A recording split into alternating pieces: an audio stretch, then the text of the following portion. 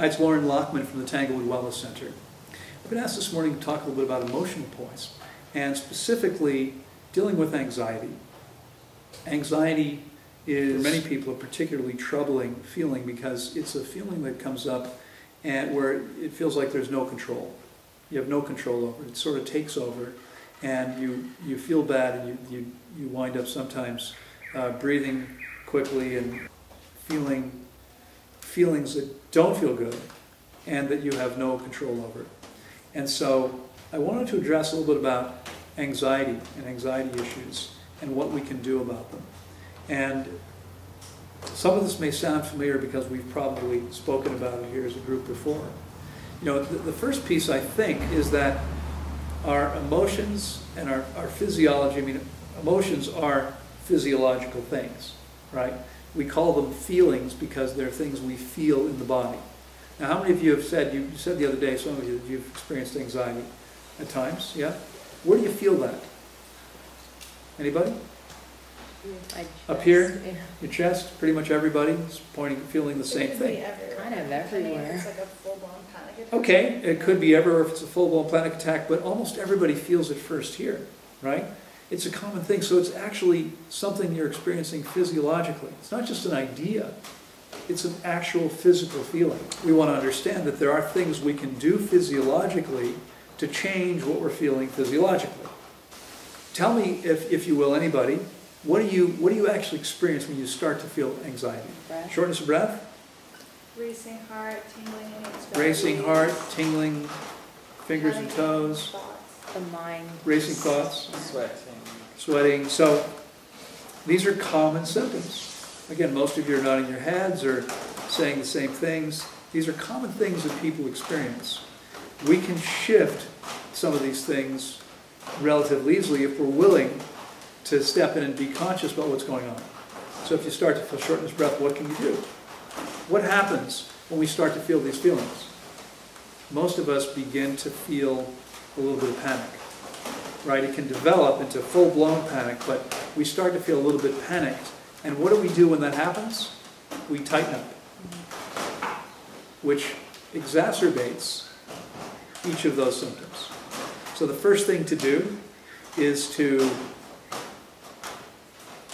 consciously choose to relax as much as possible. And I realize this sounds easier to do than it is, right? When you're in the throes of this. But what you can do is you can sit down, you can take some long, slow, deep breaths, and what happens? The breathing issues go away. I mean, what happens is when we're panicked, everything is tight, and we tend to not take full breaths, and we're filling up with carbon dioxide because we're not exhaling completely. So what you want to do is slow it down and consciously exhale. And if you exhale completely, you wind up inhaling completely. Okay, you create a vacuum, and you slow it all down, and you watch how everything shifts. Now the next step is to actually ask yourself some important questions. How many of you are familiar with the work of Byron Katie? Age-old spiritual techniques, you know, it's basically just getting in touch with what's actually true, right? So you might ask yourself, why am I feeling this? Okay? Now there might, you know, some answer is going to arise. I mean, whatever it is, you might already know what the answer is. There's something going on that's triggered this for you. So you might ask yourself, is this really bad? Okay, is this really something I need to worry about? Or is this something, you know, by asking yourself a series of questions, what you might realize is that in most cases, it's not really as much of an issue as you think it is. Okay, now what's going on is something has triggered a subconscious part of you. And the subconscious is what drives almost all of it. But we can take over consciously. Okay, if we're willing to. Again, we have to be willing to get conscious enough, because this is all happening below the surface of consciousness, below the level of consciousness. We can bring it up to our consciousness, and we can ask ourselves some questions to sort of calm it down. And when we do that, again, we're going to see real physiological shift happening. And when we recognize, if we can come to the conclusion, as Byron Katie's process does, that If you're not familiar with that, we'll talk about that another time. But if you're not, as you know, if you are familiar, the process is designed to get you to the point where you realize that what you think is wrong isn't wrong. It's our belief about something being wrong that creates the issue. It's never what it actually is. Okay, the roof just collapsed. Is that a terrible thing? Not necessarily. I mean, if you're trapped underneath it, it might not be the most pleasant experience. But it's the issue itself is never the problem. It's always how we choose to interact with it. So what we want to do is start looking for ways to shift how we're interacting with it. And when anxiety and other, what we might call negative emotions, come up, they're actually strong potential benefits because they're strong messages there. They're messages about what we're believing. Okay? Again, we're believing something that is probably not true. We're believing something that's disempowering, and if we can shift our beliefs, we're going to shift how we feel. So we can't shift the feelings that arise directly. That is to say, feelings arise on their own. It's not, we can't say, I'm going to be happy now, if you're upset, and all of a sudden become happy. But if we're willing to look at what we're believing, and we can shift the beliefs, then anxiety or anger or sadness, wherever it might be, might begin to shift for us. Because what we're believing, if we can let go of that and we believe something else, that's what creates the emotions that come up on their own spontaneously. Questions? How does fasting affect it? Does it help it go away? Well, it does. It's a great question. How does fasting affect this whole process? I mean, there's another piece I haven't really talked about. So let's make that 3 parts. First 2 we've already covered. The third part, why else might anxiety come up? Well, how about because of some of the toxic stuff in your body? Absolutely. We're affected by toxins in the body. There's certain kind of substances that tend to make people feel anxious. Anybody think of any? Coffee, sugar, drugs like cocaine, speed, methamphetamines. You take these drugs and you tend to increase your level of anxiety. You don't tend to get more relaxed. You tend to get more anxious. Okay? So first of all, if you're prone to any of these issues, you probably want to stay away from these stimulants. Okay? They're not going to help you. There are probably other substances that we haven't talked about that may not be stimulants directly, but because of their toxicity in the body, can create very similar kinds of feelings. So if you notice that you have a relationship, that when you consume something, you tend to see this going on, and you might want to start paying attention. If you're having issues with anxiety, when it comes up, see if you can connect to any common choices that you've made. Like, well, I just had whatever, I just did this or that. See if the next time there's a similar root cause, because there often may be. I mean, again, many people are going to find they're going to have this experience with caffeine or with cocaine or speed if they use those substances. So if that's the case, might be a good idea to stop using them. How fasting comes in, to come back to your question, to the extent that these substances are still in the body, and many of them are still in the body for a long time, until we give the body the concerted opportunity to eliminate them, they're going to be recreating these effects over and over again. So by giving your body a chance to get this garbage out of your system, what you will likely feel by the time you're done here is calmer, more at peace overall. You won't be so easily triggered by stuff. You won't see these kinds of negative emotions coming up as much. I mean, am I telling you you're never going to get angry again? Of course not. I'm not saying anything like that. But I'm saying you will likely find that you'll be less triggered, and it's less triggered than you were before. Everything's relative, right? But what we're trying to do here, I hope what we're focused on, is taking your level of health and growth to the highest level possible. So let's not concern ourselves with how anybody else is, or how you may compare to where they are. It's simply going from where you may be now to where you could be. And I think you're going to find that getting the garbage out of your system, you're likely to feel much more balanced, much more at ease, much more peaceful. much more slow to anger, etc. Same with depression. The question was, is this the same with depression? It is very similar with depression, can also be caused by some of these toxic substances as well as what we're believing. Emotional trauma from our childhood is maybe the trigger. I mean, you know, again, just this past week we lost a comic genius in Robin Williams. And Robin Williams suffered, you weren't aware. Robin Williams committed suicide a few days ago after a long, long bout with depression. Not everyone was aware of this. I'm sorry, I didn't realize that. And he was taking drugs which are designed to help people.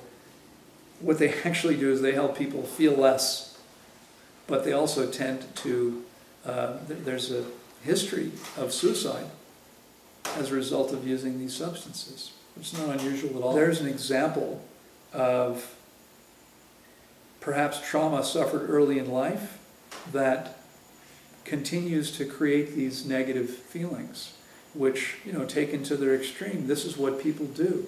And you know, what a huge tragic, great loss for humanity, not just with Robin Williams, but with the many, many people, including increasingly young people, children, adolescents. You know, when I was a kid, it's not that we didn't get upset and sad and maybe depressed, but nobody really considered suicide as an option. Today it's considered a viable option, and adolescents do it all the time. Think about some of the worst possible circumstances. Maybe a child is molested at a young age and winds up with feelings of guilt and shame and self-hatred, etc. The issue is that they're believing these things about themselves. It's the belief. Was it their fault? Were they responsible? You know, is there something wrong with them because this happened? Of course not. Of course not. If we can help somebody shift their beliefs about themselves, then often the depression goes as well. Now, is this an easy thing to do? No, it's clearly not. We're programmed from an early age. I may have shared this with you guys recently, but I did some work with a wonderful woman named Dr. Margaret Paul, an amazing therapist who pioneered something called the inner bonding process, working with your own inner child. The idea is that when we suffer trauma as children, and we all do in some way, our emotional development is arrested at that stage, at that age. So to some degree, we're still walking around with a 2-year-old or, you know, an 18-month-old or a 3-year-old inside. And in some ways, that little tiny you is actually driving, right? Now, would you know, imagine you're on the highway in a big vehicle. Would you want a 3-year-old driving? You don't want a 3-year-old driving any part of your life. This is a method that she pioneered 30 or 40 years ago to help deal with these kinds of issues, to come to terms with them. And it essentially involves nurturing the inner child. You know, telling that little you that everything's okay and that you love him or her completely, etc., because that's what we never got, most of us. And we never got that unconditional love. By giving that part of you the unconditional love, you can begin to shift what's going on. But I asked her, I said, Margaret, how long did you, because she pioneered this work to deal with some of her own issues from her childhood. And she's now in her 70s. So I had this conversation with her maybe 5 years ago, and I said, Margaret, how long did you do this process yourself to deal with your own issues? And she just started laughing. And I finally broke in and said, what's so funny? She said, I still do it every single day. This is deeply programmed stuff. It doesn't go away because we go to a weekend seminar and meditate, you know, for 8 hours every day. It doesn't shift the underlying programming. That programming is still going to be there. Now, we can have a different relationship to it. We can understand it intellectually differently. And when we feel those things coming up again, we can remind ourselves, okay, that's that little 2-year-old part of me. I don't have to let him or her drive anymore. Okay? We can acknowledge that it's there, but we can make different choices because we're intellectually aware that that's not really true. That's what doing this kind of work provides for you. But it doesn't necessarily change the underlying program. The underlying program's still there. And so it could well be that Robin Williams, who I think was 63 years old, probably had this going on for 60 years. okay, and never was able to successfully eliminate the issues. It happens to many people. You guys want to understand that we can do work that allows us to interact with it differently, even if it's still there. Okay, and that's the key, is to be able to have it come up and say, right, I know you, I recognize you, right? You're that part of me that still thinks, whatever it is, fill in the blank. Okay? I did my work, and I'm single at 53. I've had some wonderful relationships with amazing women, but I'm single at 53, and I realized a couple of years ago that there's a part of me still walking around believing that I'm unlovable. Well, that doesn't really make relationships work very well. You know, because I'm interacting in those situations from that part. Most of you are probably doing something similar. It may not be the same belief, but I can guarantee you it's similarly disempowering. And you probably are just as unconscious of it as I was. You might want to do the work, to actually get to the root of it, figure out what it is. And there's a fantastic book called Calling in the One, which can help you do that. The book is designed to help you call in your soulmate. At least that's what it ostensibly is about. And if you already have your soulmate, congratulations, you still want to read it. Because what it really is about is calling in you, calling in the real you, the authentic you. For those people that haven't found their partner yet, when you do that, theoretically, it should be much easier to find that person. Because they're out there looking for you, and you're not being you yet. So you want to start being you, vibrating as the you really are. But no matter what your situation is, do the exercises.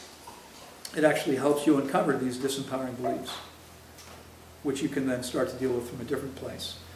I've encouraged a lot of people to read the book. I've heard from many of them who have written back to me and said, that was the most amazing thing I did. In fact, you can take it one more step. There's actually an online course that's offered several times a year with the author and a co-facilitator. The author of Calling in the One is Catherine Woodward, who's also a therapist and I think a genius in her own right. So, great stuff. And fasting's effect on depression. Fasting's effect on depression is very similar to fasting's effect on anxiety. We have the opportunity when fasting to allow things to come up in a way that they normally don't. I mean, most of us, most of you have, up until now, fairly successfully kept this stuff bottled up your whole life.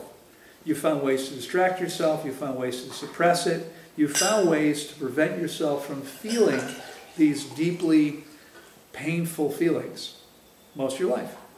Okay? And so as long as you do that, you think this works. Robin Williams may have had some substance abuse issues. Many people do because we're using substances, and I did this from the age of 14. I started using drugs to try to suppress feelings when other methods weren't working so well. Ultimately, this is never really successful because it only works when we're under the influence. And when we're under the influence, we're not really living life. We're not really, and most of us have gotten to the point where we realized, oh, you know what? I'd actually much rather be fully conscious. Like full consciousness is a great thing to embody, and I want that. I don't want to be under the influence of some substance most of my life. But I went through high school under the influence of marijuana most of the time. Okay? I like to think I'm reasonably intelligent. I graduated in the bottom third of my class.